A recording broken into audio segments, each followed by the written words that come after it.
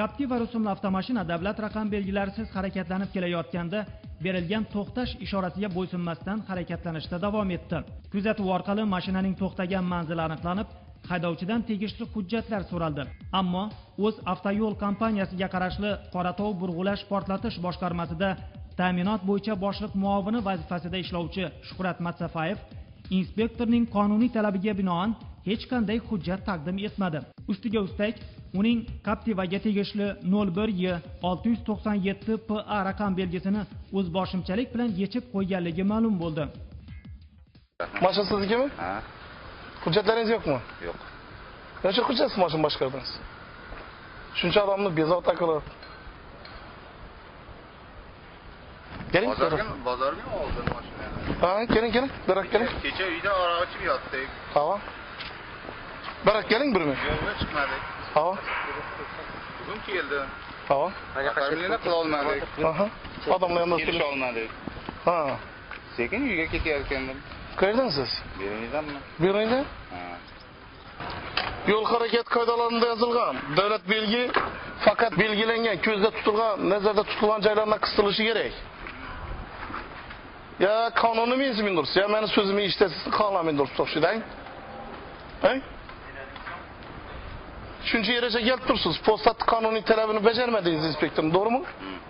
Nechun meni bo'ysunmay shu yerga keldingiz? Bo'ysunmayman. Nechun bo'ysunmaysiz? Sabab? Men 4 yildan beri bu yo'lning Xorazmning kuratori bo'lsam. Nerda ishlaysiz o'zingiz? Qoratov suv yerda ishlayman. Fozil Maqsumning qo'lida ishlayman. Sayib ukam Qaysi sayib? Ministrning pomochniga. Ha. Shuning uchun siz yo'l patrul xizmatining inspektorlarining qonuniy talabini bajarmaysizmi? Bajarmayapman. Necha vaqtdan beri posta ishlaydi, bilasizmi? Shu baloni. Shu nechun meni tanimaydi? Ha? Nechun sizni tanish kerak? Nechun tanimaydi? Siz davlat belgingizni qo'yib bering. Ha. Har bir haydovchini inspektor tanib bilmaydi. Bilmagan odam Shuhrat Matsafayevning o'zini bunchalik katta tutishidan biron bir vakolatli amaldorga ro'para kelib qoldim shekilli deb o'ylashi turgan gap. Har holda respublikaning nufuzli idoralarida ishlayotgan odamlarning nomidan tap tortmasdan foydalanayotgan, ularning obro' e'tiborini suiiste'mol qilayotgan odamni boshqacha tasavvur ham qilish qiyin. Shuhratga tushunmadim siz gapingizni. Mana tushuntirsiz-da. Ha? Sayibni taniysizmi? Ha. Ha, Sayib neda? Bilmadim hozir. Bilmadim neda ish qilganini. Sayib kimning pomochnigidir? Sayib. Endi shart emas-ku. Ana shu odam chiqsa tanlaysizmi? Kim chiqsa? Ana shu Sayibning avvalgi shu yerdagi boshlig'i. Chiqmasiz o'sha. Mening ukam bo'lsa. Yo'q, Sayib siz ukangiz bo'lishi mumkin, lekin siz bu harakatingiz uchun yordamlaydi ular. Ha? Yordamlaydi. Yaxshi. Ko'ramiz. Bu odam yordamlaydi umuman sizni bunday harakatingiz uchun. Sizning katta kim bu yoqda? Toshkentda? Ichki ishlar vazirimi? Ha. Ayting endi.